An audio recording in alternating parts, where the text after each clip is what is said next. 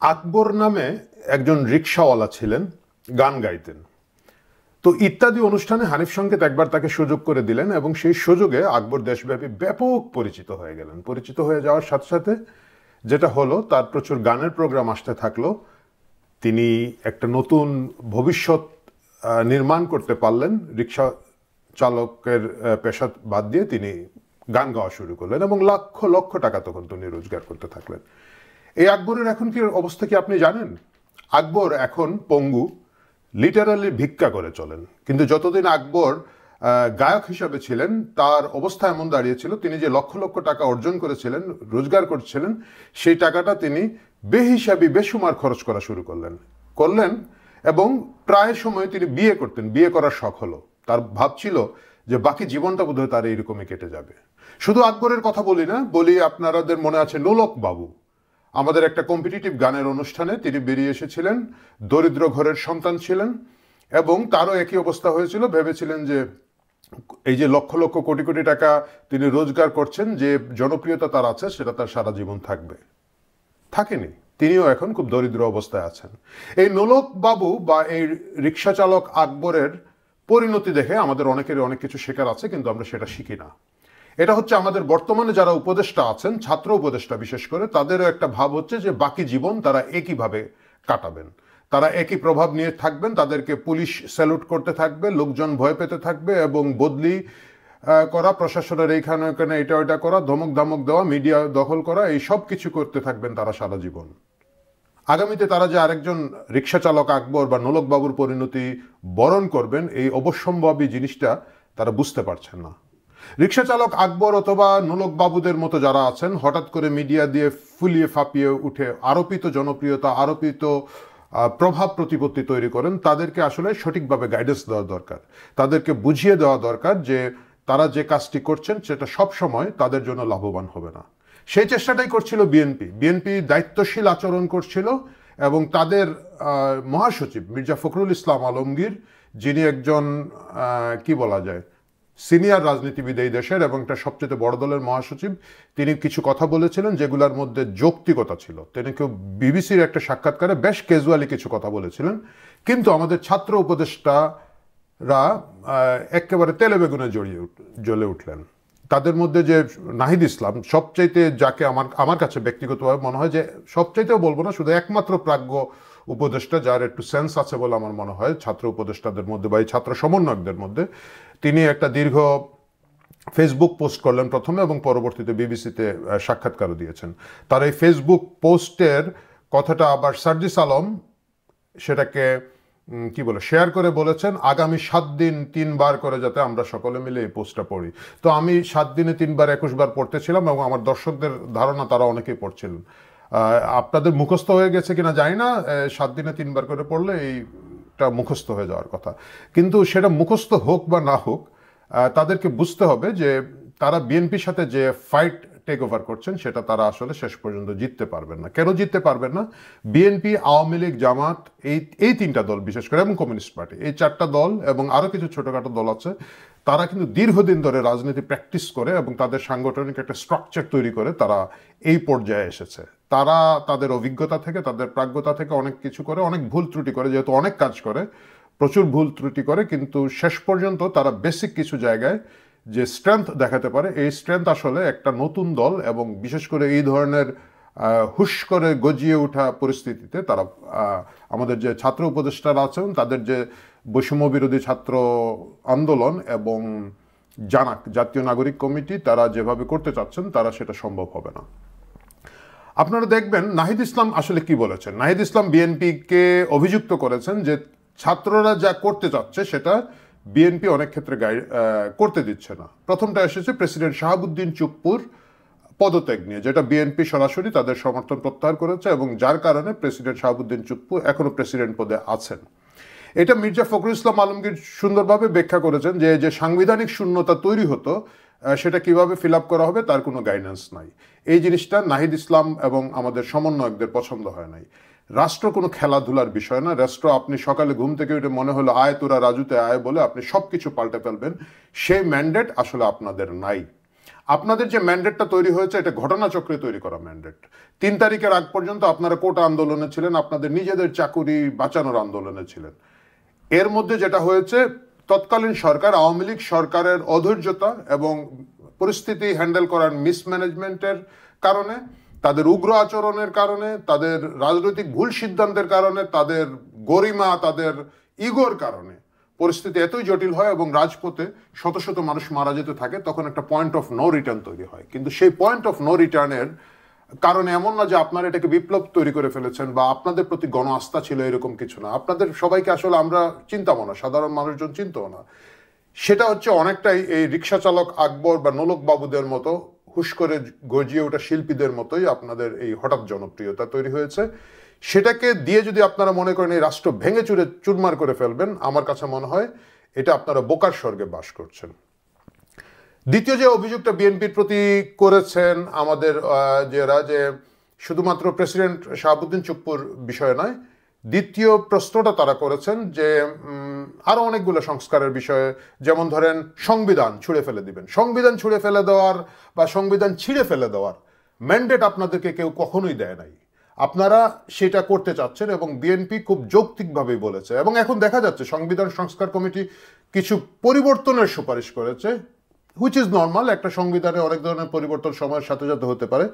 আপনারা মুক্তিযুদ্ধকে গুড়িয়ে ফেলতে চাচ্ছেন, মুক্তিযুদ্ধের ইতিহাসকে মুছে ফেলতে চাচ্ছেন। বিএনপি এই জিনিসটা তো করতে দিবে না, মানে কোনো সুস্থ রাজনৈতিক দলই সেই কাজটা করতে দিবে না। বিএনপি খুব যৌক্তিকভাবে বলেছে এবং তারা খুব ফার্মলি বলেছে। এবং এখানে মির্জা ফখরুল ইসলাম আলমগীর একটা খুব ভালো ইঙ্গিত দিয়েছেন যে মনে হয় কেউ কেউ ৭১কে মুছে ফেলতে চান। সেই কেউ কেউ কারা আমরা জানি। সেই কেউ কেউটা হচ্ছে জাতীয় নাগরিক কমিটির যে পৃষ্ঠপোষক সংগঠন জামাতে ইসলাম, যাদের সুতায় আপনারা নাচছেন, যাদের অঙ্গুলি হলনে আপনাদের উঠা বসা, তাদের এজেন্ডা বাস্তবায়ন করার জন্য আপনারা নেমেছেন। তো এই সব কিছু মিলিয়ে হঠাৎ করে আপনারা বিএনপিকে বলছেন যে বিএনপি 111 আনতে চাচ্ছে। আমি কোনোভাবেই বুঝতে পারলাম না বিএনপি কিভাবে 111 আসতে যাচ্ছে। নাহিদ ইসলাম বলছেন যে ক্যান্টনমেন্টের ভিতরে গিয়ে তারা সরকার গঠন করে ফেললেন, এটা 111-এর একটা লক্ষণ বা কিছু। মোটেও তা নয়। দেশের প্রধানমন্ত্রী যখন দেশ ছেড়ে চলে গিয়েছেন, একটা সকল এমপিরা অলমোস্ট গা ডাগা দিয়েছে, পালিয়ে যাচ্ছে, এই যে একটা রাজনৈতিক সংকট এবং শূন্যতা তৈরি হয়েছিল, তখন আসলে সেনাবাহিনী ছাড়া আর কারো পক্ষে এই পরিস্থিতি থেকে উদ্ধার হওয়ার কোনো সক্ষমতা ছিল না। কারণ যৌক্তিক হতো যদি প্রেসিডেন্ট শাহাবুদ্দিন চুপ্পু একটা উদ্যোগ নিতেন, যেটা বিশ্বাসযোগ্য হতো না। কারণ শাহাবুদ্দিন আওয়ামী লীগের মনোনীত প্রার্থী, আওয়ামী লীগের কর্মী ছিলেন তিনি, তার সেই বিশ্বাসযোগ্যতা জায়গাটা তখন ছিল না। সেনাপ্রধান তখন খুব স্বাভাবিকভাবে বড় বড় রাজনৈতিক দলগুলোকে ওখানে নিয়ে গেছেন। বিশেষ করে বড় স্টেক হোল্ডার হচ্ছে বিএনপি এবং জামাতে ইসলাম, তাদেরকে নিয়ে গেছেন। বামপন্থীদের মধ্যে থেকে কিছুদের নিয়ে গিয়েছেন। তারপরে না ডান না বাম যেটা তরুণ সংগঠনগুলো এসেছে, জুনায়েদ সাকিরা, তাদেরকে ডেকে নিয়ে গেছেন। সেই সময় আপনারা যান নাই এবং আপনারা বলছেন যে তারা ওইখানে গিয়ে একটা সামরিক কু বা 111 টাইপের কিছু করতে চেয়েছিলেন, যেটা মোটেও তাদের তৎকালীন অবস্থার উপর সুবিচার করা হয় না। কারণ তারা তো ইচ্ছা করে সেনাবাহিনীর কাছে যান নাই, তারা ইচ্ছা করে ক্যান্টনমেন্টে ঢুকে বৈঠক করতে যান নাই। সেনাপ্রধান তাদেরকে ডেকেছেন এবং পরবর্তীতে একটা সমাধান এখানে এসেছে। কিন্তু আপনারা এখন এই জিনিসগুলোকে টেনে বলছেন যে বিভিন্ন পদে বিএনপি সমর্থিত লোকজন আছে। কিভাবে আছে? আপনারা অ্যাটর্নি জেনারেলের নাম বলেছেন, তারপরে তখনকার যে আইজিপিকে দেওয়া হয়েছিল তার কথা বলেছেন যে এরা বিএনপি সমর্থিত লোকজন। হতেই পারে। আপনারা বলতে ভুলে গিয়েছেন ট্রাইব্যুনালের প্রধান আপনারা করেছেন তাজুল ইসলামকে, যিনি বাংলাদেশের সকল শীর্ষস্থানীয় যুদ্ধাপরাধীদের উকিল ছিলেন। সকল রাজাকারের বিচার আটকানোর জন্য তিনি পেশাদারিত্বের সাথে লড়ছিলেন। তার কথাটা বলতে ভুলে গেছেন আমাদের নাহিদ ইসলাম ভাই। কারণ হচ্ছে ওই যে মাছের ঝোল যেটা আমার প্লেটে পড়ে এটা হালাল, আর যেটা আমার বন্ধুর প্লেটে পড়ে এটা হারাম। আপনারা এই পদ্ধতির মধ্যে গিয়েছেন। বিএনপি যে যুক্তি তুলে ধরেছে, এটা মানে অত্যন্ত শক্তিশালী একটা যুক্তি, যে নির্বাচনকালীন সময়ে এই সরকার নিরপেক্ষ থাকবে কিনা না এইটা নিয়ে সন্দেহ অবকাশ আছে। যদিও তারা খুব সফট টোনে কথাটা বলেছেন। মির্জা ফখরুল ইসলাম আলমগীর সাধারণত কোনো উগ্র কথা বলেন না, উনি খুব সফট টোনে কথাটা বলেছেন। কিন্তু ভবিষ্যতে এই প্রশ্নগুলো আসবে। আমি দেখলাম যে আওয়ামী লীগের আরাফাত সাহেবও, এই মোহাম্মদ আরাফাত, তিনিও সাম্প্রতিক সময়ে ফেসবুকে অনেকটা এই কথা বলেছেন। যদিও আজকের এই খেলায় আওয়ামী লীগ দুধ ভাত হিসাবে এখন পর্যন্ত আছে, কিন্তু আগামী নির্বাচনের আগে অন্যান্য দলগুলোর থেকে ওই প্রশ্নগুলো আসবে। কেন আসবে আমি বলি আপনাদেরকে। আপনার 200 টাকার কম্বল বিতরণ করার জন্য সরকারি হেলিকপ্টার নিয়ে যাচ্ছেন, 8 কিলোমিটার দূরে এক থানা থেকে আরেক থানায় যাচ্ছেন, আপনারা সরকারি হেলিকপ্টার ব্যবহার করে যাচ্ছেন। আপনারা, আমি দর্শকরা যারা আমার আগের ভিডিওটা মিস করেছেন আপনারা দেখবেন, কুড়িগ্রামে একটা কৃষক সমাবেশ করছেন, তথাকথিত 1 লক্ষ কৃষক ওইখানে জোড়া করবেন। আপনাদের রাজনীতি আপনারা করছেন, সেখানে 65 লক্ষ টাকা সরকারি ফান্ড থেকে চাচ্ছেন। আপনারা ঢাকার ভিতরে অনেকগুলো সাংস্কৃতিক অনুষ্ঠানে এটা ওটা করছেন, যেগুলার টানাটানি চাঁদাবাজির কাহিনী আছে, সরকারি ফান্ডের ওইখানের মধ্যে সম্পৃক্ততার অভিযোগ আছে, সেগুলো কিন্তু আপনারা ক্লিয়ার করেন নাই। আমি দেখলাম আপনাদের যে মাস্টার মাইন্ড মাহফুজ আলম সাহেব, উনি হচ্ছেন পোর্টফোলিওবিহীন উপদেষ্টা, উনি ওনার এলাকায় গিয়েছেন, ওইখানে ডজন ডজন তোরণ করা হয়েছে, 4 কালারের পোস্টারে এলাকা ছেয়ে দেওয়া হয়েছে, তিনি গাড়ির উপরে উঠে হাত নাড়ছেন এবং সরকারি প্রটোকল নিয়ে স্যালুট নিচ্ছেন। হ্যাঁ, উনি একজন সরকারি উপদেষ্টা, উনি সরকারি প্রটোকল উপদেষ্টা হিসাবে স্যালুট অবশ্যই প্রাপ্ত, কিন্তু তার যে রাজনৈতিক অ্যাক্টিভিটিস করছেন, তিনি যে তোরণ নির্মাণ করছেন, পোস্টার করছেন। তারপর আরেকজন কে যেন আছে, ভালো হয়ে যা মাসুদ, ওই যাকে ছাত্রদলের এক নেত্রী বলেছিলেন যে মাংস কেটে নেবে লোকজন, ওজন কমা মাসুদ, সেই মাসুদ তার এলাকায় গিয়েছেন, 100-র উপরে তোরণ করা হয়েছে বলে সেখানে আমরা জেনেছি। এই যে গোটা বিষয়টা আপনারা করছেন, আপনারা নিজের রাজনৈতিক ভবিষ্যৎ তৈরি করছেন, কিসের উপরে তৈরি করছেন? এই সরকারি প্রোটোকল ব্যবহার করছেন আপনারা অনেক ক্ষেত্রে, সরকারি রিসোর্স ব্যবহার করছেন আপনারা অনেক ক্ষেত্রে। খুব যৌক্তিক কারণেই যদি এটা নিয়ে অন্যান্য রাজনৈতিক দল তাদের কনসার্ন দেয়, সেটা স্বাভাবিক। কারণ শেখ হাসিনা সরকারের বিরুদ্ধে সবচেয়ে বড় যে অভিযোগ থেকে বাকি জটিলতার তৈরি হয়, সেটা হচ্ছিল যে তারা নির্বাচনে লেভেল ফিল্ড তৈরি করছেন না, তারা নির্বাচনে আওয়ামী লীগের বাইরের কোনো দলকে আসতে দিচ্ছেন না বা তাদের জন্য কোনো পরিবেশ তৈরি করছেন না। তো আপনারা তো একই কাজ করছেন। এখন অনেকে বলবেন যে ভাই, যদি রাজনীতি শুরু হয়, নির্বাচনের ফেজ যখন আসবে তখন তো তারা পদত্যাগ করবেন। নাহিদ সেটাই বলেছেন যে এটা তো পরের বিষয়, পরে হবে।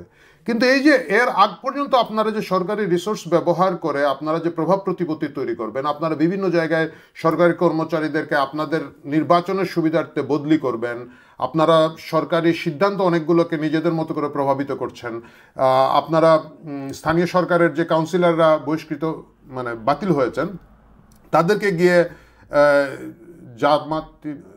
জাতীয় নাগরিক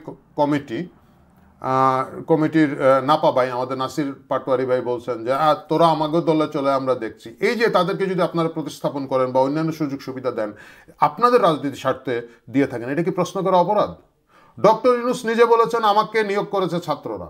আপনারা যে ছাত্র উপদেষ্টা 3 জন আছেন, আপনারা যদি বেরিয়ে আসেন, এবং আপনারা ছাত্র উপদেষ্টা আপনাদেরকে কেন বলা হয় আমি জানি না ভাই, আপনারা তো কেউ ছাত্র না, আপনারা পেশাদার লোকজন। আমি এখানে মির্জা ফখরুল ইসলাম আলমগীরও দেখেছি ছাত্র উপদেষ্টা বলেন, এবং স্লিপ অফ টাং আমরাও বলি, কারণ আপনারা মাইন্ডসেট করে দিয়েছেন আপনারা ছাত্র। আপনারা তো কেউ ছাত্র না। আমার ধারণা বোধহয় ছোট আসিফ যিনি আছেন তিনি একমাত্র ছাত্র ছিলেন, সম্প্রতি সময়ের ছাত্র ছিলেন, বাট বাকি কেউ কি ছাত্র? যারা উপদেষ্টা আছেন আপনারা তো ছাত্র না, পেশাদারি।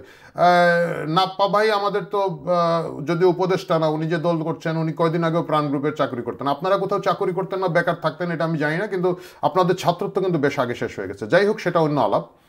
তো এই পরিস্থিতিতে ডক্টর ইউনূস বলেছেন যে আমাকে ছাত্ররা নিয়োগ দিয়েছে।